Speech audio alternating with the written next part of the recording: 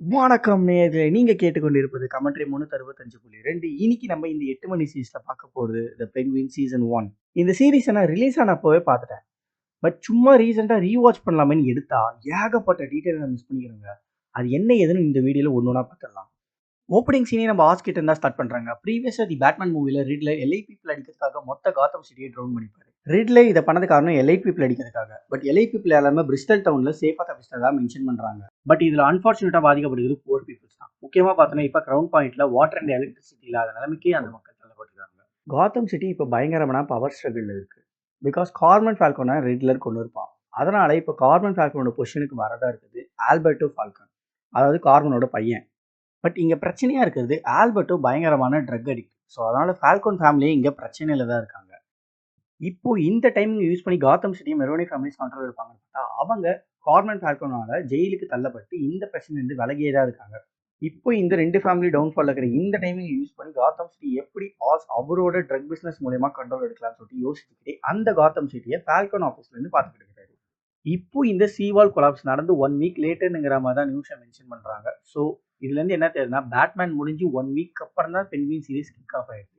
இந்த நியூஸ்ல காத்தம் சிட்டியை மேயரா ரன் பண்ணிட்டு இருக்கிற பெல்லாரியை நாங்க கண்டிப்பா இதை ரீபில்ட் பண்றோம் நாட் ஜஸ்ட் சிட்டிங்கிற மாதிரி மென்ஷன் பண்ணியிருப்பாங்க. இதெல்லாம் கேட்கும்போது என்ன ரங்க ஜோக் கட்ரியானுங்கிற மாதிரி தான் இருந்தது. பிகாஸ் நம்ம அடுத்த நியூஸே பார்த்தோம்னா இந்த காத்தம் சிட்டில இவ்வளவு பெரிய பிரச்சனையிலையும் அந்த காத்தம் பீப்புள் உட்காந்து ரைடிங் அண்ட் லூட்டிங் பண்ணிட்டுக்கிறானுங்க. இவனுங்களெல்லாம் திருத்த முடியுமா? சரி, ஒரு வாரத்துக்கு மேல ஆயிடுச்சு. நம்ம ஐஸ்பால் லான்ச் என்ன நிலைமையில இருக்குன்னு பாக்குறாங்க. ஆஸ் அவரோட ப்ளம் மசராட்டி காரை எடுத்துக்கிட்டு ஐஸ்பால் லான்ச்சுக்கு போறாரு. உள்ள வந்த ஆஸ் அவர் எடுத்துட்டு வந்த சுத்தி வச்சு ஒரு கிளாஸத்தை உடைக்கிறாரு. உடைச்ச கிளாஸ்ல இருந்து ஆஸ் ஒரு டாக்குமெண்ட் வெளியில எடுக்கிறாரு. அந்த டாக்குமெண்ட்ல பார்த்தோம்னா நமக்கு மெயினா காமிச்சிக்கிறது கவுன்சில் மேனோட டாக்குமெண்ட் அண்ட் ஜான் விட்டியோட டாக்குமெண்ட். இந்த ரெண்டு டாக்குமெண்ட்டை பார்த்ததுக்கு அப்புறம் தான் ஆஸ் கொஞ்சம் எக்ஸைட் ஆகிற மாதிரி காமிச்சிருப்பாங்க. ஸோ இப்போ ஆஸ் டார்கெட் பண்றது இந்த ரெண்டு பேர் தான். அதனால அந்த டாக்குமெண்ட்டை சேஃபா எடுத்து வச்சுக்கிட்டு பக்கத்துல இருக்கிற ஒரு பேக்கை ஓப்பன் பண்றாரு. அந்த பேக்குள்ள பார்த்தா ஃபுல்லா ஜுவல்ஸ் ஆகுது. அதை பார்த்துட்டு இருந்த கேப்ல ஆஸ ஆல்பர்ட்டோ எங்க கீழே வேலை செஞ்சு எங்களுக்கே துரோகம் பண்ண பாக்குறியாடா அப்படிங்கிற மாதிரி கன் பாயிண்ட்ல பிடிக்கிறான். இப்ப ஆல்பர்ட்டோ கிட்ட இருந்து ஆஸ் தப்பிக்கிறதுக்காக தம்பி இந்த இடத்த உங்க அப்பா தான் கிளியர் பண்ண சொன்னது, மற்றபடி நீ நினைக்கிற மாதிரிலாம் ஒண்ணும் இல்லை அப்படின்னு சொல்லிட்டு அந்த ஜுவல் பேக்கை ஆல்பர்ட்டோ கிட்ட ஆஸ் கொடுத்துருவான். இந்த இடத்துல ஆல்பர்ட்டோட கையை நோட் பண்ணினா தெரியும் அவன் எந்த அளவுக்கு ட்ரக் அடிக்ட் நம்ம கிட்ட காட்டுறதுக்கு பக்காவா அவன் கை ஒதுறத ஃப்ரேமிங் பண்ணியிருப்பாங்க. ஆஸ் சொன்னதை கேட்ட ஆல்பர்ட்டோ என்னை பார்த்தா நான் பைத்தியக்காரமா தெரியுதா, எங்க அப்பா செத்து ஒரு வாரத்துக்கு மேல ஆகுது, யாரை ஏமாத்த பாக்குறேன் அப்படின்னு ஆஸை பார்த்து கேட்க ஆசு இவன்ட்டு இப்படி பேசினா வேலையே ஓடாது போல, இவன் வேற மாதிரி தான் ஹேண்டில் பண்ணணும்ட்டு ஆல்பர்ட்டோ நீ தான் இந்த காத்தமோட நியூ கிங், நம்ம இதை செலிப்ரேட் பண்ணி ஆகணும் அப்படின்னு ஒரு வழியா ஆஸ் ஆல்பர்ட்டோவை கன்வின்ஸ் பண்ணிடுறான். கன்வின்ஸ் ஆன ஆல்பர்ட்டோ அவனோட ஃபேமிலி ஓன் ப்ராடக்டாக இருக்கிற ட்ராப்ஸை எடுத்துக்கிறான். எடுத்த கொஞ்ச நேரத்திலேயே அவனோட நெக்ஸ்ட் வீக் வரப்போற ட்ரக் ஷிப்மெண்ட்டை பத்தி ஆஸ் கிட்ட வளரிடுறான். வளர்னதை தெரிஞ்ச ஆல்பர்ட்டோ அவன் வச்சிருந்த பேக்ல இருந்து ஒரு நெக்லஸ் எடுத்து ஆஸ் கிட்ட நான் சொன்ன ஷிப்மெண்ட் மேட்டரை பத்தி வெளியில யார்கிட்ட சொல்லுக்காக சொல்லி இந்த நெக்லஸை ஆஸ் கிட்ட கொடுத்துடுறான். தென் ஆல்பர்ட்டோ அவன் போட்டுட்டு இருந்த ரிங்கு அவங்க அப்பா கார்மன் ஃபால்கோன் சால்வட்டோன் மெரோனியை ஜெயிலுக்கு அனுப்புறதுக்காக ஒரு டிராஃபியா மெரோனி ஃபேமிலி ரிங்கை போட்டு இருந்ததாகவும் இப்போ அந்த ரிங்கை தான் இப்போ ஆல்பர்ட்டோ போட்டு நிற்கிறதா ஆஸ் கிட்ட சொல்றான். இந்த இடத்துல ஆல்பர்ட்டோ ஆஸை பார்த்து இந்த ரிங்கை ட்ரை பண்ணி பார்க்குறேன்னு கேட்க ஆஸ் அதுக்கு இல்லை அது எனக்கு வேணாம், அது உன்னோடது அப்படின்னு சொல்லி அவரோட சின்ன வயசுல அவர் ஏரியா பக்கத்துல சுத்தி இருந்த ஒரு கேங்ஸ்டரை பத்தி சொல்றான். The king Rex கேலிபரசி. ஆஸோட சின்ன வயசுல கஷ்டப்படுற மக்களுக்கு எல்லாம் உதவி செய்யற ஒரு கேங்ஸ்டரா இருக்கிற இவர் தாங்க காமிக் புக்ல கேட்வுமனோட பயாலஜிக்கல் ஃபாதரா இருந்திருக்காரு. பட் லைவ் ஆக்ஷன்ல அந்த மாதிரி எதுவுமே மென்ஷன் பண்ண மாதிரி சொல்லல. ஆஸ்க்கு ஒரு 14 வயசுக்கு போது ரெக்ஸ் கேலிபரசி ஹார்ட் அட்டாக் மூலியமா இறந்திருப்பாரு. அவரோட இழப்பை இந்த ஊர் மக்கள் அவரோட பேரை சொல்லி ஆனர் பண்ணாங்கன்னு ஆஸ் ஆல்பர்டோ கிட்ட சொல்ல இதை கேட்டிருந்த ஆல்பர்டோ உன் மூஞ்சிக்கு ரெக்ஸ் கேலிபரசியோட லைஃப் வேற கேட்குறா அப்படின்னு சொல்லி அசிங்கப்படுத்தி சிரிச்சிருப்பான். அதுல கடுப்பான தலைவன் யார் எதுலாம் பார்க்காம டப்புன்னு கன் எடுத்து போட்டு தள்ளிட்டுப்பாங்க. ஸ்டார்டிங் என்னதான் மாசா சிரிச்சுனாலும் அதுக்கப்புறம் தான் ரியலைஸ் ஆகுது எவ்வளவு பெரிய சம்பவம் பண்ணிக்கிறோன்னு. இங்கதான் இந்த சீரிஸோட டைட்டில் போடுறாங்க. ஆஸ் இப்போ ஆல்பர்ட்டோ பாடியை கவர் பண்றதுக்கு ஒரு பிளேசர் கவர் பேக் யூஸ் பண்ற மாதிரி காமிச்சிருப்பாங்க. அது எப்படா இங்க கிடைச்சுன்னு கேட்டீங்கன்னா அடுத்த ஷாட்டே ஒரு ஒயிட்ல வச்சு ட்ரெஸ் சேஞ்சிங் ரூம்ல இருக்கிற மாதிரி காமிச்சிருப்பாங்க. அண்ட் இந்த ஷாட்ல சின்னதா மிஸ்டேக்கா இல்ல ஜம்ப் கட்டான்னு தெரியல. ஆஸ் ஆல்பர்ட்டோட போனை அன்லாக் பண்ண ட்ரை பண்ணுவாரு. அதுல ஆல்பர்ட்டோட போனை எடுக்க போகும்போது கையில கிளவுஸ் இருக்கும். தென் ஃபேஸ் கிட்ட கொண்டு போகும்போது கையில கிளவுஸே இருந்துக்காது. ஆஸ் ஆல்பர்ட்டோட பாடியை தூக்கிக்கிட்டு ஐஸ்பர்க் லான்ச்ல இருந்து வெளில வந்துடுறாரு. வெளியில வந்து அவருக்கு இன்னும் பிரச்சனையை கொடுக்கறதுக்குன்னே ஒரு 5 சின்ன பசங்க அவரோட காரோட ரிம்மை திருட பார்ப்பாங்க. ஆஸ் இந்த இடத்துல டேய் இருக்கிற பிரச்சனை பார்த்தாம இதுல நீங்க வேறையாடா அப்படின்னு சொல்லிட்டு சின்ன பசங்களுக்கு கூட பார்க்காம கன் எடுத்து சுட ஆரம்பிச்சிட்டு சுட்டுகிற எல்லா பசங்களும் பயந்து ஓடி இருப்பானுங்க. ஆனா அதுல ஒருத்த மட்டும் ஆஸ் கிட்ட மாட்டிக்கிட்டு இருப்பான். அவனுக்கு பயங்கரமான திக்கு வாய்ப்புல பயத்துல அவன் மூச்சு விட முடியாம ஸ்ட்ரகிளாக நிற்கிறத பார்த்தா ஆஸ் அவனை எதுவுமே மிரட்டாம அவனோட டிரைவிங் லைசன்ஸை எடுத்து நேம பார்க்கறான். இங்க தான் நமக்கு புதுசா ஒரு கேரக்டர் இன்ட்ரோடியூஸ் பண்றாங்க. விக்டர் ஆகுலர். இந்த மாரி கேரக்டர் காமிக் புக்ல கிடையாது. பட் சீரிஸ்க்காக புதுசா ரைட்டிங் பண்ணிக்கிறாங்க. இப்போ ஆஸ் விக்டரை யூஸ் பண்ணி ஆல்பர்ட்டோ பாடிய அவனோட கார் ட்ரங்க்ல போட்டுறான். போடுற இந்த டைமிங்ல விக்டர் இங்கேருந்து ஓடிலாமான்னு திரும்பி பார்க்கறான். அதை பார்த்தா ஆஸ் உன்னால எவ்வளவு தூரம் ஓட முடியும் அப்படின்னு சொல்லி கன்னை காமிச்சு மிரட்டுறான். இந்த ஃப்ரேமை நீங்க நோட் பண்ணீங்கன்னா தெரியும், விக்டரை சுத்தி ஒரு radiate blur effect. Because Victor Oz கிட்ட சரண்டர் ஆயிட்டான். அதை விஷுவலா காட்டுறதுக்காக இந்த ரேடியேட் பிளர் எஃபெக்ட் யூஸ் பண்ணிருக்காங்க. பிகாஸ் இதே same blur effect Oz Sophia கிட்ட மாட்டிக்கிட்ட போகும் சேம் பிளர் எஃபெக்ட் யூஸ் பண்ணியிருப்பாங்க. தென் ஆஸ் விக்டர் கிட்ட கார் கீயை கொடுத்து டிரைவ் பண்ண சொல்லி அந்த ஐஸ்பர்க்ல இருந்து கிளம்புறாங்க. போற வழியில ஆல்பர்ட் கிட்ட இருந்து எடுத்த போன்ல இருந்து அந்த ஷிப்மெண்ட் எந்த டேட் அண்ட் டைம்ல வருதுங்கிற இன்ஃபர்மேஷனை ஆஸ் காப்பி பண்ணிக்கிறான். ஆஸ் நோட் பண்ற இந்த இடத்துல அக்டோபர் 31 பெல்லானுங்கிற மாதிரி மென்ஷன் ஆயிருக்கும். அது நம்ம மேயர் பெல்லா ரியலான்னு கேட்டா மேபி இருக்க வாய்ப்பு இருக்கு. பட் ஆனா எனக்கு அது பெல்லா கார்டனா இருக்க வாய்ப்பு இருக்குன்னு தோணுது. பிகாஸ் காமிக்ல பெல்லா கார்டன் ஒரு அனிமல் அண்ட் பிளான்ட் எக்ஸ்பெரிமெண்டல் சயின்டிஸ்டா இருப்பா. ஸோ ஆர்கம்ல யூஸ் பண்ற பிளிஸோட கிரியேட்டரா ஏன் பெல்லா கார்டன் இருக்கக்கூடாது? சரி ஏதோ ஒன்று. அப்படியே நம்ம கீழே வந்தோம்னா நவம்பர் 23 காத்தம் நைட்ஸுங்கிற மாதிரி மென்ஷன் பண்ணியிருப்பாங்க. இந்த டீம்ல ராபின், நைட் விங், பேட்கர்ல், ரெட்வுட் மொத்தம் 4 பேர் இருப்பாங்க. தென் ஷிப்மெண்ட் பத்தின டீடைல்ஸை காப்பி பண்ணதுக்கு அப்புறம் ஆல்பர்ட்டோட போனை உடச்சி போட்டுட்டு ஆஸ் சின்ன வயசுல இருந்த ஈஸ்ட் சைட்ல தான் இப்போ விக்டோரியா இருக்கானுங்கிறத அவனோட லைசன்ஸை பார்த்து தெரிஞ்சுக்கிறான். ஆஸ் எடுத்துட்டு வந்து எவிடன்ஸ் கிளியர் பண்ண போவான்னு பார்த்தா அவனோட கேர்ள் ஃப்ரெண்ட் ஈவை பார்க்க போயிருப்பான். அவன் என்னன்னா காசை வாங்கிட்டு எதுவாக இருந்தாலும் 10:30 மேலே வாடான்னு சொல்லிட்டு கதவு சாத்திட்டு இருப்பான். அந்த இடத்துல ஆஸ் கொஞ்சம் மொக்க வேணாம தான் காமிச்சிருப்பாங்க. தென் அங்கேருந்து கிளம்பி எவிடன்ஸை சேஃபாக ஒரு இடத்துல கிளியர் பண்ணிட்டுருக்காங்க. பட் எல்லா எவிடன்ஸும் கிளியர் பண்ணுறதுக்குள்ளே விடிஞ்சதுனால ஆல்பர்ட்டோ பாடியை பக்கத்துல இருந்து இன்னொரு கார்ல சேஞ்ச் பண்ணிடுறாங்க. அங்க நம்ம ஆஸ் ஆல்பர்ட்டோ போட்டிருந்த ரிங்கை கழட்டி எடுத்துக்கிறாரு. சரி இப்போதைக்கு எல்லா எவிடன்ஸும் கிளியர் பண்ணியாச்சு. மீதி இந்த பேலன்ஸ் ஆகுது விக்டர் பையன் மட்டும் தான். அவனையும் போட்டு தள்ளிலான்ட்டு தம்பி சன்ரைஸ் ரொம்ப நல்லா இருக்குது, சும்மா திரும்பி தான் பாரு அப்படின்னு சொல்ல உஷாரா இருந்த விக்டர், தம்பி வெயிட் பண்ணுப்பா, கண்டிப்பா உனக்கு எதாவது இடத்துல நான் ஹெல்ப் பண்ணுவேன், அதனால ஒரே ஒரு வாய்ப்பு மட்டும் கொடுன்னு சொல்லி அங்க ஆசை விக்டர் எப்படியோ கன்வின்ஸ் பண்ணிடுறான். கன்வின்ஸ் ஆன ஆஸ் விக்டரை கூட்டிட்டு அவனோட வீட்டுக்கு போறான். இந்த இடத்துல தான் நமக்கு ஆஸோட பெட்ரூம் காட்டுறாங்க, எவ்வளவு ப்ரொடெக்ஷனோட இருக்குன்னு. பிகாஸ் ஆஸ் எப்பயும் ஒரு பயத்தோடவே தான் இருக்காரு. உள்ள போன ஆஸ் கொஞ்ச நேரம் ரிலாக்ஸா உட்காராரு. அங்கதான் நமக்கு அவரோட கால் எவ்வளவு மோசமான நிலைமையில இருக்குதுங்கிறத காட்டுறாங்க. சரி சீவால் கொலாப்ஸ் நடந்து ஒரு வாரத்துக்கு மேல ஆயிடுச்சு, நம்மளோட ட்ரக் பிசினஸ் என்ன நிலைமையில இருக்குன்னு பாக்கிறதுக்காக விக்டரை கூட்டிட்டு ஆஸ் கிளம்புறான். உள்ள போன ஆஸ் அங்க வேலை செஞ்சுட்டு நிக்க கூப்பிட்டு கவுன்சில்மேன் ஹெடிய இந்த இன்ஃபர்மேஷனை யூஸ் பண்ணி பிளாக்மெயில் பண்ண சொல்றான். முக்கியமா இந்த இன்ஃபர்மேஷன் ஆஸ் கிட்ட இருந்தா வந்ததுங்கிறத மென்ஷன் பண்ண சொல்றான். தென் 30% ஆஃப் ப்ராடக்ட்டை மட்டும் தான் ரெக்கவர் பண்ண முடிஞ்சது, மீதி எல்லாம் ஃப்ரெட்ல டேமேஜ் ஆயிடுச்சுன்னு சொல்ல டேமேஜ் ஆன ப்ராடக்ட்டையும் இங்க வாங்குறதுக்கு இருக்கானுங்க, அதனால அதையும் வித்துருங்கன்னு ஆஸ் சொல்றான். நீங்க ஆஸ்க்கு ஃபால்கோன் ஃபேமிலி உன்னை நேர்ல மீட் பண்ணணும்னு கூப்பிடுறாங்கன்னு ஒரு கால் வர, ஒருவேளை நம்மளை கண்டுபிடிச்சிட்டு போனாங்களோ அப்படின்னு பயத்தோடவே ஆஸ் விக்டரை கூட்டிட்டு ஃபால்கோன் மேன்ஷனுக்கு கிளம்பியிருப்பான். உள்ள வந்த ஆசை பார்த்து, தம்பி நீ பண்ண பிசினஸ் எல்லாம் போதும், இப்ப மொத்தத்தையும் ராபின் வில்லுக்கு ஷிஃப்ட் பண்றோம், அதனால 2 நாள்ல நீ பிசினஸை காலி பண்ணிட்டு கிளம்புற வழியை பாரு அப்படின்றாங்க.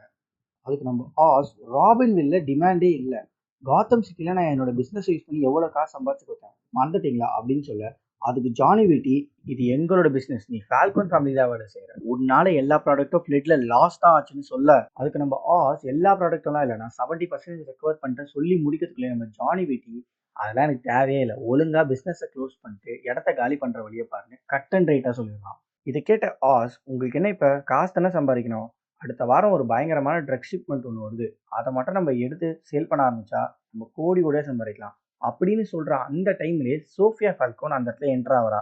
சோஃபியாவை பார்த்த ஆஸ், இந்த ஷிப்மெண்ட் மேட்டரை பத்தி நம்ம அப்புறமா பேசலாம்னு சொல்ல, ஜானி அதுக்கு பேச்செல்லாம் இல்லை, ஒழுங்கா 48 ஹவர்ஸை க்ளோஸ் பண்ற வழியை பார்த்துன்னு சொல்லியிருக்கான். இதை கேட்டு கடுப்பான ஆஸ் மேன்ஷனை விட்டு வெளியே வர, பின்னாடி சோஃபியாவும் வந்து ஆஸை ஒரு ரெஸ்டாரண்ட்டுக்கு லஞ்ச் சாப்பிட கூட்டிட்டு போயிடுறான். அங்க சோஃபியா பயங்கரமா ஆர்டர் பண்ணி சாப்பிட்டுருப்பான்.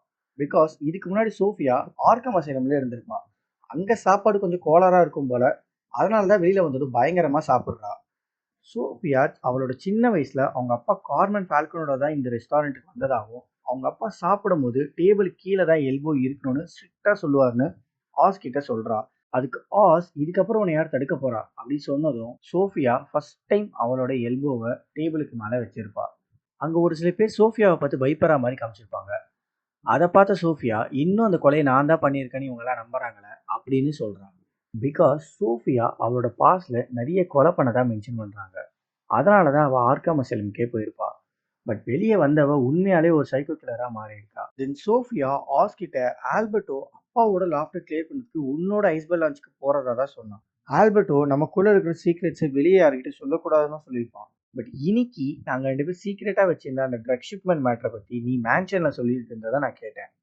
அதனால கடைசியாக ஒரு வாட்டி கேட்குறேன், நீ ஆல்பர்ட்டோவை பார்த்தியா அப்படின்னு கேட்டதும் அதுக்கு சோஃபியாவை ஏதாவது சொல்லி சமாளிப்போன்ட்டு, இங்கே பாருமா, ஆல்பர்ட்டோ என்னை நம்பி தான் அந்த ஷிப்மெண்ட் மேட்டரை பற்றி என்கிட்ட சொன்னான். பட் நான் என் ஓட்டவை வச்சுன்னு சும்மா இல்லாமல் என் பிஸ்னஸை க்ளோஸ் பண்ண சொன்னதுக்கு இந்த மாதிரி ஷிப்மெண்ட் ஏதாவது பிடிச்சி கொடுத்தா என் பிஸ்னஸை சேஃபாக விட்டுருவாங்கன்னு நான் சொல்லிட்டேன். பட் மற்றபடி ஆல்பர்ட்டோ ஐஸ்பால் லான்ச்சுக்கு வந்தான்னு தெரியாது. பிகாஸ் நேற்று நைட்டு ஃபுல்லாக நான் என்னோட கேர்ள் ஃப்ரெண்ட் கூட தான் இருந்தேன் அப்படின்னு சோஃபியா கிட்ட சொல்கிறான். இதை கேட்ட சோஃபியா, சரி லஞ்சை முடிச்சு நம்ம கிளம்புவோம் அப்படின்னு சொல்லிட்டு அங்கேருந்து கிளம்புறாங்க. கிளம்புறதுக்கு முன்னாடி சோஃபியா கிட்ட மற்றவங்க மாதிரி நான் உனக்கு குறைச்சி பண்ணுவேன், எனக்கு தெரியும் நீ யாருன்னு அப்படின்னு ஒரு வார்னிங் கொடுத்துட்டு போறாங்க. சோஃபியாவுக்கு நம்ம மேலே டவுட் வந்துருச்சு, இதுக்கு மேலே நம்ம இங்கே நம்மளை கண்டுபிடிச்சிருவான்ட்டு பப்ளிக் டிரான்ஸ்போர்ட் யூஸ் பண்ணி அவங்க அம்மாவை பார்க்க போயிருப்பான். தென் போகிற ட்ரெயினில் 2 டிசபிலிட்டி பீப்புள் உட்காரதுக்கான சீட் இருந்திருக்கும். பட் நம்ம அந்த சீட்டில் உட்காந்துருக்க மாட்டாரு. பிகாஸ் மற்றவங்க நம்மளை டிசபிள் கேட்டகரியில் பார்த்துடக்கூடாதுன்னு நினைக்கிறாரு. சேம் விக்டரும் அந்த சீட்டில் உட்காந்துருக்க மாட்டான். அண்ட் அந்த ட்ரெயினில் ஒருத்தர் ரெட்லர் மாஸ்க் போட்டு காத்தம் சிட்டியோட உண்மையான ஃபேஸை இந்த கியூஆர் ஸ்கேன் பண்ணி பாருங்கன்னு சொல்லுவீங்கப்பா. இந்த கியூஆர் கோடை நம்ம பென்குயின் சீரிஸ் வந்தப்போ நம்ம ஸ்கேன் பண்ணியிருந்தா இதில் ஆல்பர்ட்டோ ஃபால்கோனை பற்றி ஒரு ஆர்டிக்கலே பப்ளிஷ் பண்ணியிருப்பாங்க. பட் இப்போ அந்த கியூஆர் கோடை ஸ்கேன் பண்ணனா அந்த வெப்சைட்டை காத்தம் சிட்டியோட போலீஸ் டிபார்ட்மெண்ட் சீஸ் பண்ணிக்கிறானுங்க. டேய் யாரா நீங்கள் பயங்கரமாக டீட்டெயிலிங் பண்ணுறீங்க. தென் அங்கேருந்து ஒரு கார் எடுத்துகிட்டு விக்டரை கூட்டி கிளம்பியிருப்பாரு. அந்த காரில் டாலி பாட்டனோட 9 to 5ங்கிற சாங் ப்ளே ஆயிருக்கும். சேம் அதே சாங் தான் என் கிரெடிட்ஸ்லையும் ப்ளே ஆயிருக்கும். உள்ளே போன ஆல்பர்ட்டை கொடுத்து அந்த நெக்லஸ் அவங்க அம்மாவுக்கு போட்டு வருவான். தென் அவங்க அம்மா கிட்ட நம்ம ஊரை விட்டு கிளம்புறோங்கிற மாதிரி சொல்லுவார். அவங்க அம்மா, எனக்கு ஃப்ளைட்னா பயம், நான் வரலப்பா அப்படிங்கிற மாதிரி சொல்லிடுறாங்க. ஆஸோட அம்மா டிமென்ஷியாவால் பாதிக்கப்பட்டிருப்பாங்க. அதனால் அவங்களுக்கு ஒரு மெடிசன் கொடுத்துருப்பான். அந்த மெடிசனோட டேஸ்ட் அம்மாவுக்கு பிடிக்காதனுமோ, அதனால் எதுவும் என்கிட்ட மறைக்கிற, எதுக்கு நம்ம ஊரை விட்டு காலி பண்ணுறோன்னு அம்மா கிட்ட கேட்க, அதுக்கு நம்ம ஆல்பர்ட்டோ ஃபால்கனை நான் கொண்டுட்டேன், அவளோட தங்கச்சி சோஃபியா ஃபால்கன் கண்டிப்பாக எனக்கு கண்டுபிடிச்சிருவான்னு சொல்ல, அதுக்கு அவங்க அம்மா மாத்திரையிலேருந்து தப்பிக்கிறதுக்காக கோழைங்க தாண்டா பயந்து விடுவாங்க, நீ காத்தம் சிட்டி ஆள போகிற வீரண்டான்னு மோட்டிவேட் பண்ணி அங்கே அனுப்பிடுறாங்க. அண்ட் இங்கே விக்டரும் ஒரு சாங் கேட்டுக்கிறாங்க. அந்த சாங் தான் சோஃபியா கிட்டேருந்து தப்பிக்கிறதுக்கான ஐடியாவை கொடுக்குது. பிகாஸ் இந்த சாங்கோட லிரிக்ஸ் நோட் பண்ண தெரியும், புட் த பிளேம் ஆன் மேம்னுங்கிற மாதிரி இருக்கும். தென் விக்டர் கிட்ட மொத்த பிளானையும் சொல்லி அவனை அனுப்பிட்டு சால்வட்டோர் மெரோனியை ஜெயிலில் பார்க்கறதுக்காக கிளம்பி போறாரு. போனதும் நம்ம சால்வட்டோர் மெரோனி கிட்ட, இங்க பாருப்பா, கார்மன் செத்ததுக்கு அப்புறம் ஃபால்கன் ஃபேமிலி மெம்பர்ஸ் ரொம்ப முட்டாத்தனமான முடிவுலாம் எடுக்கிறானுங்க.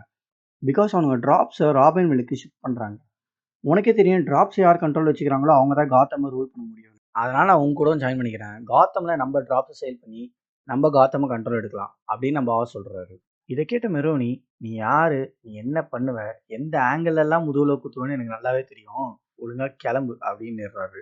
அதுக்கு அப்புறம் உன்னோட விருப்பம் அப்படின்னு சொல்லிட்டு அங்கேருந்து கிளம்ப ஆல்பர்ட்டோ கிட்ட இருந்து எடுத்த அந்த மெரோனி ரிங்கை சால்வட்டோர் மெரோனி கிட்ட கொடுத்துடுறாரு. ரிங்கை பார்த்த மெரோனி, இது எப்படி உங்ககிட்ட கிடைச்சதுன்னு கேட்க, அதுக்கு நம்ம மாசா, என்னை ரொம்ப குறைச்சி எடை போட்ட சால்வட்டோர் அப்படின்னு சொல்லிட்டு அங்கேருந்து கிளம்புறாரு. தென் வெளியே வந்த பிளான்லாம் கரெக்டாக போதான்னு கேட்கறதுக்கு விக்டருக்கு கால் பண்ணேன். விக்டர் அந்த காலை எடுக்க மாட்டான். கடுப்பான அவரோட வீட்டுக்கு போக அங்கே சோஃபியா வந்ததும் பிடிச்சலான்னு வெயிட் பண்ணிருக்கா. அதை பார்த்து நம்ம அங்கேருந்து கார் எடுக்க ட்ரை பண்ண அதை நம்ம சோஃபியா பார்த்துடுறா. தென் இங்கே ஒரு பயங்கரமான சேஸ் சீக்வன்ஸ் நடக்குது. அதில் நம்ம ஒரு முட்டு சந்தில் போய் மாட்டிக்க சோஃபியா அலங்கிட்ட தப்பிக்கிறதுக்கு அவரோட காரோட ட்ரங்க்ல அவரே ஒளிஞ்சிருப்பார். சரி எல்லாரும் போயிட்டானுங்க, காரை ரிவர்ஸ் எடுத்துடலான்னு போக அங்கே கரெக்டாக ஒருத்தர் வந்து நாக் டவுன் பண்ணிடுறான். கட் பண்ணால் சோஃபியா நம்ம ஒரு சேரில் கட்டி போட்டு வச்சுருக்கான். தென் நம்ம கிட்ட, அன்றைக்கி நைட்டு நீ ஐஸ்பால் லான்ச்சுக்கு போகவே இல்லைன்னு சொன்னேன், பட் இந்த பையன் ஒரு ப்ளம் கார் ஐஸ்பால் லான்ச்சுக்கு பேக் சைடில் நிறுத்தி இருந்ததா சொல்கிறான், ஏன் அது நீயா கூட இருக்கலாமே அப்படின்னு நம்ம சோஃபியா பார்த்து கேட்க, அதுக்கு நம்ம இந்த பையனை நான் பார்த்ததே இல்லை, இந்த பையன் சொல்கிறதுல நீ நம்பினுக்கிறியா அப்படின்னு சொன்னதும் நம்ம சோஃபியா என்ன ஏதுன்னு யோசிக்காமல் பட்டுன்னு அந்த பையனை போட்டு சொல்லிடுறா. அண்ட் கிட்டேருந்து உண்மையை வர வைக்கிறதுக்கு கொஞ்சம் சித்திரவதை பண்ணுறா. தென் நம்ம சோஃபியா கிட்ட, நீ நல்லா யோசிச்சு உண்மையை சொல்கிறதுக்கு முன்னாடி நான் ஒன்று கேட்டுக்கிறேன், ஆல்பர்ட்டோ உயிரோட இருக்கானா மட்டும் சொல்லு அப்படின்னு சொல்கிற அந்த டைம்லேயே அங்கே ஒரு கார் கிராஷ் ஆகுது. கார் கிராஷை செக் பண்ண போன சோஃபியா அந்த காரோட ட்ரக்கை ஓப்பன் பண்ண அதில் பே பேக்னு எழுதி நம்ம ஆல்பர்ட்டோட சுண்டு வரல் கட் ஆகி அவனோட பாடி உள்ளே இருக்கு. அந்த இடத்துல ஆல்பர்ட்டோ பாடியை பார்த்து பயங்கரமாக சோஃபியா கத்திருப்பா. அதை கேட்ட நம்ம போட்ட பிளானை கரெக்டாக விக்டர் முடிச்சிட்டானா அந்த இடத்துல சிரிச்சிருப்பாரு. கட் பண்ணா ஆஸோட சின்ன வயசுல ஃபேவரட்டாக இருந்தாங்க ஸ்லஷ் பப்பீஸ்க்கு ஆப்போசிட்ல தான் 2 பேருமே உட்காந்துக்கிறாங்க. சரி நம்ம விக்டர் கிட்ட, ரொம்ப நல்ல வேலை செஞ்ச கிட், ஆல்பர்ட்டோட சுண்டு வரல வெட்டி போய் சேர வேண்டிய மெசேஜை கரெக்டாக சேர்த்தேன். இப்போ சோஃபியாவோட டார்கெட் மெரோனி ஃபேமிலி மேலே தான் இருக்கும், எனக்கு அது போதும் காத்தம் சிட்டி நான் கண்ட்ரோல் எடுக்க. இதை கேட்ட விக்டர், அப்போ மெரோனி ஃபேமிலியோட போய் ஜாயின் ஆகலையா அப்படின்னு கேட்க, அதுக்கு நம்ம ஆஸ், மெரோனியோட சேர்றதுல எனக்கு விருப்பமே இல்லை. காத்தம் சிட்டி இனிமே நான் தான் கண்ட்ரோல் எடுக்க போறேன், என் கூட நீயும் இருக்க போறேன்னு சொல்லிக்கிட்டு 2 பேருமே ஸ்லஷ் பப்பீஸோட ஃபிளேவர்ஸ் மிக்ஸ் பண்ணி என்ஜாய் பண்ணிக்கிட்டு இந்த எபிசோட அப்படியே முடிக்கிறாங்க. எத்தனை பேர் இந்த சீரிஸை ரிலீஸ் அப்பவே பார்த்தீங்க, எத்தனை பேர் நான் சொன்னதுக்கு அப்புறம் ரீவாச் பண்ண போறீங்கிறத கமெண்ட்ல மென்ஷன் பண்ணுங்க. செகண்ட் எபிசோட நம்ம அடுத்த 8 மணி சீரிஸ்ல பார்ப்போம். அது வரைக்கும் நீங்க கேட்டுக்கொண்டிருப்பது கமெண்ட்ரி 365.2. அப்புறம் பார்க்கலாம்.